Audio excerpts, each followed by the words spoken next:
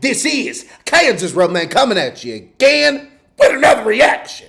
You're damn right. Guys and gals, skins and skinettes, I hope that you're ready for this one, y'all. I know that I am. The video we're going to be reacting to today is the story of me at Upchurch. This video is done by the one and only, the living legend, you're damn right, Adam Calhoun, y'all. I'm excited to dive on into this. You already know what I'm going to say. Before we do, let me get one of these. Comment at the bottom. Let me know what you like. Also, hit that red bell and that red subscribe button so you know when I drop another video. You're damn right. Now let's dive on in. Let's get it now. What's going on, guys? I'm Adam Calhoun. Today, I'm going to tell you the story of me in church. My good friend, Ryan Upchurch. There's a lot of people that think they know or like to tell their own stories. They have no idea. But clear some stuff up. You're damn right. Told this publicly, you know, how this all happened. So most of you should know, obviously I worked in the trades my whole life. I was in the union, and one day I made a viral video. I'm sorry, bro. I'm just here to see Sarah. I mean, bro, I'm not your bro. And then I made a whole bunch more, and I didn't know what the hell I was doing. I was just putting out content, and because people liked it, so I just kept doing it. And I did that for about a year. One day, someone was like, "Oh man, Ryan Upchurch just posted this meme that you made," and I was like, "Who?" I didn't know who Ryan Upchurch was. You know, I'm just a regular guy working. I was never on the internet or nothing like that. I'm like, "Who the hell is Ryan Upchurch?" So I go into his page. And I'm like, "Hey man, that's my meme. You can tag me in that shit." And to which there was no response because there was probably like 50,000 comments. So he probably never even seen my comment. But some time went on, and people are like, "You and Ryan Upchurch should work together," whatever. And then one day he messaged me, and I actually saw it, and we got on the phone and we talked with each other. And the next thing you know, I fly down to Nashville. Church came and picked me up, and I can't remember which truck he's had. He's had, you know, Brian with his cars. He's got a lot. We went to his old trailer that he used to live in, and he had a studio right on the side of the trailer. And, you know, I just went down there to make a funny video with him. And actually, the first funny video that we ever made together was the "Hello, comrades." What's up, comrades? What's up, comrades? I'm Lord Virgin Pecker. So when I was down there, Lord Virgin Pecker. Yo, and I love how their relationship started off, you know, making videos, just making goofy videos. You know, it wasn't music. It wasn't anything else but, you know, making funny videos. They were friends, you know, before they started doing music. It wasn't a feature. It wasn't, you know, nothing like that. This is an actual like relationship that's being built, and it all started with funny ass videos. That's what's up. I'm digging that shit. You're damn right. This is 5 years ago. Me and Church have been friends for 5 years. So for all those people that are always in the comments like, "Where's Ryan? Where's Church? Are you guys still friends?" Bro, we have lives. We have different lives. We're busy. We're running different businesses, and obviously our music careers and stuff like that. Right. Me and Ryan Upchurch have been friends for 5 years and are still friends to this day. Awesome. I consider him my brother, and I would do anything for him. If you ever needed me, I'm always going to be there. I love you, bro. So And Ryan has said that about Adam as well. I've heard him say it numerous of times. People just need to pay attention. Oh man, come on, y'all. This is the part. We had got done filming the Antifa, the Comrades video, and he's in his studio. And at that point in time, he was actually writing and recording the "Black on Black" Johnny Cash. Black on Black Johnny Cash. And I'm sitting there, you know, on the couch, and I'm watching what he's doing and stuff. And he's got the beat playing, and he's writing in his phone, and I'm writing on paper. And he looks over and he's like, "Hey, what are you doing?" And I was like, "I'm just writing lyrics down." He's like, "You rap?" And I'm like, "No, I mean, I used to back in the." Ain't it crazy how things just pan out. That's fucking wild. You know, and he's like, no way. And he's like, No way. let me hear it. So I jump up and you know, we're just in the studio and I put the headphones on and I rap what I wrote. And he's like, that's crazy. Like, whoa, you know. Little did he know, and maybe little do you guys know, back in the day, you gotta understand something. When I was 18, 19, 20, 21 years old, 22, you know, for many years I slept on people's couches. I was homeless. You know, I lived in like a trap house. I was recording rap shit. Back in the day, you're talking about 99, 2000, 2001, you couldn't just go in the suburbs and go into a studio. Wait. Did Adam just say he was rapping in the trap? He was rapping in the trap, man. You know, little did he know, and maybe little do you guys know, back in the day, you gotta understand something. When I was 18, 19, 20, 21 years old, 22, you know, for many years I slept on people's couches. I was homeless. You know, I lived in like a trap house. I was recording rap shit. Back in the day, you're talking about 99, 2000, 2001, you couldn't just go in the suburbs and go into a studio, some white dude with a studio. That wasn't a thing. You had to go to the west side of Chicago, south side of Chicago. You had to be out and doing these battles on street corners and in these clubs, these dingy clubs, and you know, you're trying to earn respect because you're just a white dude. See, and this is what I say, man. Back in those days, man, and I've learned a lot, you know, from Chad Arms TV. Shout out to Chad Arms. These guys, they kind of were in that era of rap and making music, man, and just the grind itself is so much different, and it's so much. It seemed like it was just harder. Now we have the internet; you can just upload stuff. It's a whole lot easier to upload stuff and get your stuff out there, but everybody's doing it, so it makes it hard at the same time. So I respect the fuck out of Adam for doing you know, what he's done, man. The grind was so much more different back then, and it's like, I don't know, man. It's like that to me, that them growing in that era made them stronger for what is now, if that makes sense. In basically a black dude's game, right? I mean, it's rap, it's hip hop. So before all the funny videos and all this stuff that I've done on social media, when I was a young man, I mean, that's what I thought I was going to be in life. I thought I was going to be a rapper. Dude, but here is the gold right here. I saw Ryan Upchurch in the studio recording a song, and he was rapping.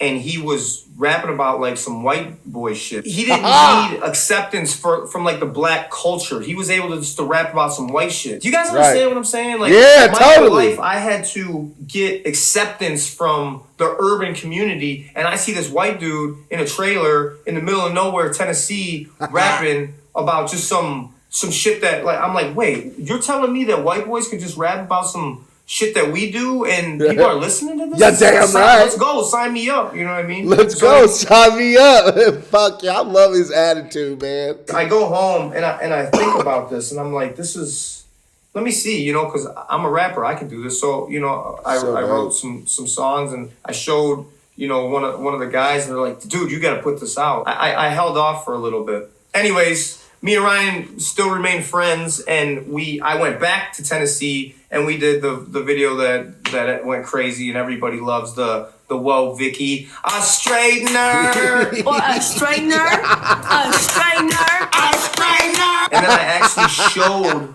Ryan one of the songs that I had recorded, and he was like, bro, like, this is like, you gotta put this out. So I recorded my first album, Americal.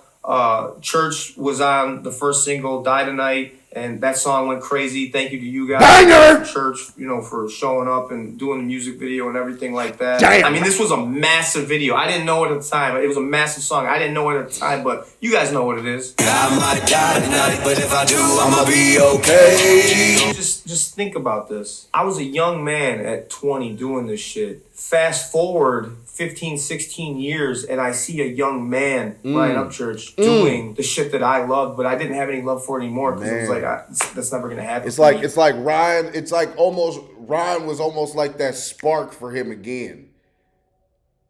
I feel like Ryan was that spark for him again, man. And I see this kid. He was young at the time. He's still young, but he was really young at the time. He was only like 25. I see him rapping. He gives no fucks. He's he's doing his thing, and I'm like, it sparked a whole new thing, a whole new chapter in my life. dope. And I owe me getting back into music and rap and shit like that to Ryan. Man, you know, that's this is shit that people don't do. You know what I'm saying? Like, they don't give flowers. respect to the motherfuckers that really got him back or giving him his or flowers, man. Whatever. And then you hear these people like, oh, damn. So real shit. If there was no Adam making the funny videos, which means that there would be no Adam going to Nashville, which means that there would be no Adam seeing Ryan make that song, Black on Black Johnny Cash. That would be crazy, man.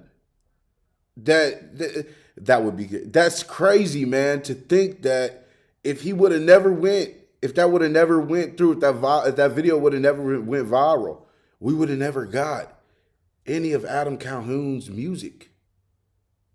Yo, shout out to Ryan Upchurch for that one. You damn right. For bringing back that spark in Adam. You damn right. And shout out to Adam for receiving it and taking it and running with it and making that shit happen. You damn right. Platform, I'd be as big as him. No, you wouldn't. Who gave me this platform? I had this platform. I built this platform. You know what I'm saying? Or if I had a feature from church, I'd be huge. No, church has done features with all these country rappers. And where are they at? Man, where are they? That's real. I had the drive, the ability to rap, just the work ethic to go crazy, and I was always crazy chasing church down. To be honest, like I know he did so many albums in so many years, so every year I'm pumping out as much music as I can. And you know, at first when I first started doing music, you know, everyone's comparing like church to me to church, and like talking shit, and it took years to finally like get out of that shadow and be like, you know, it was church and Adam, you know, like these are the guys, you know. The and a lot of you guys, you call what we do country rap, and I get it, it's cool, but I feel sometimes like it's selling us short. Church is a rapper. Hell yeah. Like, we can hang with. I agree, man. I agree with you. 110, bro. I'm gonna let you speak. Like mainstream rappers. I feel like church came in the game and changed independent rap history, and you know, made this big like rush of all these people being like, "Oh, this is country rap." Facts. I'm gonna say something real shit. You can call it country rap, you can call it hillbilly rap, you can call it redneck rap, whatever the fuck you want to call it. It's rap. And let me tell you what, this man right here and Ryan Upchurch and a lot of other guys are outdoing and outworking the mainstream rappers. And they sound a whole lot better than the mainstream rappers as well. And the message, the story, everything behind it is just them. It's not the label. It's them. It's authentic as fuck. That's why I respect the fuck out of that dude and Ryan, and for people who do, you know, the stuff that they do, man. And then I came in the game and was like, you know, this shit's whack. A lot of these dudes are trying to do what Ryan was doing because they're fans. And I'm a rapper. I'm gonna make these dudes have to rap. And then I don't see none of these dudes rapping no more. You can't just be some guy that is a fan and thinks you can rap. You didn't put in 20 years or all these years behind the mic and in a booth and living in couches and in cars. Like, you got to be able to rap. Yeah. So country rap, there's rap. John Broadnax, you know. Woo! Church got me. Woo! Woo! John Broadnax, you're damn right. That's one of them kings, boy. That's one of them goats in the game, boy. If you don't know who John Broadnax is, woo, you need to know. You need to know, baby. Started, and I love him forever for that, and always have his back. And when I got plugged in and I kept doing my thing, I've given you people like Broadnax. Yes, sir. You know, that dude is an animal. He's one of the best rappers, period. Yeah. And I've helped a lot of people out in their careers. You know what I'm saying? I'm always there. I always show up for the good guys. You know what I'm saying? I do this for the good guys. And everyone's always asking me about advice, like, oh, how do I get started in music? Start and keep doing it and grind. I mean, you have to understand, you have to be obsessed. Yeah. You have to be willing to lose comfortability, like sleeping on the floor, on a couch, in a car. You have to be able to lose your family. I didn't see my son when I was a young guy, like in my 20s, for a couple of years, and I wasn't the best dad ever. I lost contact with friends and family, and I mean, you have to be willing to lose everything. Sacrifice. And if you're that guy and you can go that far, and this takes years. I was a young dude, 20 years old. And let me say this too, man. I always say this. When you have a demand on your life, that requires sacrifice. Sacrifice away from sleep. Sacrifice away from family. Sacrifice away from friends. Sacrifice away from chilling and having fun. Sacrifice from eating. Man, like he said, you got to be obsessed with this shit to the point where you're just right here, man. Right here.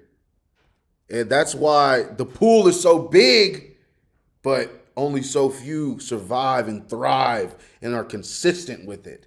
Because that demand requires sacrifice. And some, they don't want to sacrifice at all. It happened for me for another 20 years later. Man. Understand what I'm saying. So yeah, that's my advice. You gotta be an absolute animal. Anyway, I ended up recording a whole bunch of albums, and it came time for me and Church to do an album together. It just, we were like, yo, let's do this. And that was Hooligan. And I went to Tennessee, and it took us, I think, like 10 days. Banger album. We went at it and never stopped, you know, every day in the studio and pushing each other and shit like that. And, you know, we're riding around in his Lamborghini. He's drinking chocolate milk, and, you know, we're stopping at gas stations, people coming up. And it was just a really great experience. And it's dope. It was super dope. You know, it's something that's timeless that hopefully lives on forever. Oh, it will. And I didn't stop there. I kept going, dropping more albums through the whole time. That's my boy. That's my guy. Out of all the guys you meet in this industry and social media and music, it's most of them are trash people, garbage human beings. And, you know, me and Ryan have been friends and still friends to this day. You know, there's lots of times you guys don't even know we're sitting out by his bonfire and, you know, just sitting there. You know what I mean? He's been around my son and it's been a really good relationship. And you never see me around people that are shit people. You know what I'm saying? Yeah. And I like to say the same for Ryan. It's actually very cool. I was there with him when he had the trailer, right? And I lived in this little shitty duplex. And then I remember when he got the house up on that hill. Ryan, what the house... You know what I'm talking about. I love that house. It was a beautiful house. You know, and then I had a I love when he's like, Ryan, you know what I'm talking about. Come on. House. And then, you know, he got Ghost Ranch, and, you know, now I'm in this house. And it's just like, you watch our careers and you watch our life, and he's became a young man. I became an older man. I got grays now, and you know what I mean? Taman's 22, and for everyone who's always asking and they don't know the real deal, hey Kev, hand me that real quick. Like, this music shit and all this social media shit, it really changed my life, my son's life, my family's life. Yeah, dude, that's, you know what I mean? Man. That's a picture of me and Taman, which is one of my favorite pictures. But this most legendary picture in my mind, in my opinion. I mean, come on, man. That's such a badass photo. Jelly Roll and Struggle Jennings. I mean, those guys have helped. You know, those are guys that I call when I need an outside opinion or advice, knowledge. Jelly Roll is crazy with that. That's a guy that I can ask anything. He's always there. And then, of course, you got Struggle Jennings, who's always like, Bubba, come on, man. It's amazing. This is great. You know, Struggle's always very positive. But those are the guys, man. Struggle Jennings, Jelly Roll, and Upchurch. And Demon Jones, of course. I call him Leonard. The guy in my life who was my father figure was my grandfather, and he was the best man that I knew.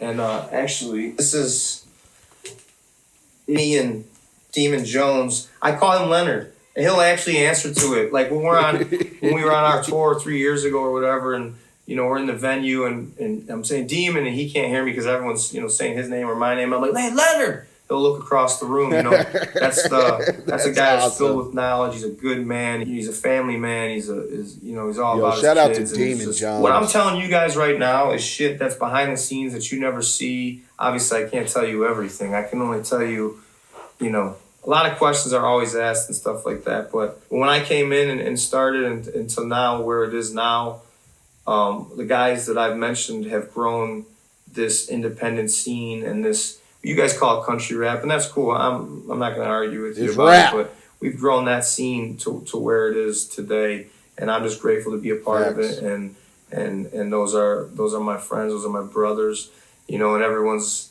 A lot of people say church is number one, and I'm number two, and I'm okay with that. I'm more like even church will call me like the 50 Cent of this shit, and that's how I feel. Yo, and that's fucking real fucking shit. No, that's real fucking shit, man. Adam Calhoun is the 50 Cent. If you want to say country rap game, if you want to say rap game, because man, I haven't heard too much of 50 lately in music, but this guy right here, Adam Calhoun, is the 50 Cent of the rap game, man, right now. And that's just facts, man. And Church is just kind of a different artist. He could do whatever. He could do country, do rock. He can do that old school, like the oldies. He could do rap. That's the thing that I love most about the music that we do. And I think that's why you call it country rap, because I have songs like Clean Money, Yeah. That's not a rap song. That's just a badass song. I mean, you guys know it. Not sure what y'all doing. I'm putting hard work in. Yeah, this music has elements of country, elements of rock, elements of rap. And I always pay homage to the rap shit, Right. My rap knowledge facts. Deep. I mean, I grew up listening to Big L. I'm not talking LL Cool J. I grew up listening to Big L, Goody Mob. Old Dirty Bad, Wu-Tang. You know what I mean? Jay-Z, The Blueprint 2 was one of the best albums. I think that changed rap, changed how I rap. And that's another thing you guys notice. I'm very heavy East Coast. How I rap is very heavy old school East Coast. Even Dipset, that shit was banging. Cameron's one of my favorites. Obviously, Outkast, a lot of the Southern rappers. I mean, there was just different eras, and I've been around them all. And as far as music awesome. In my ear, I love it. But anyways, that's the story of me and my good friend awesome. Ryan Upchurch. That's my brother. For everyone asking, there's your video. I love you guys. Fuck yeah, guys and gals, man. That was an awesome video, man. Oh, shout out to Adam Calhoun. Shout out to Ryan Upchurch, man. All those guys, all the goats, man. Man, dude, that was a great. That's cool. That was a cool story. There was some stuff in there that I didn't know. I learned a lot. I hope you guys learned a lot. Shout out again to Adam Calhoun, Ryan Upchurch, Jelly Roll. Ya damn right. Struggle Jennings, Demon Jones, man. Those are the GOATs, man. And I agree with everything that Adam said up in this video, man. And yeah. You're damn right. Ha ha. Guys and gals, you already know what I'm going to say. Please, please, please stay up. Stay safe. Keep your heads up. Stay positive thinking and stay positive speaking. Yeah, damn right. Ha ha ha. I love y'all.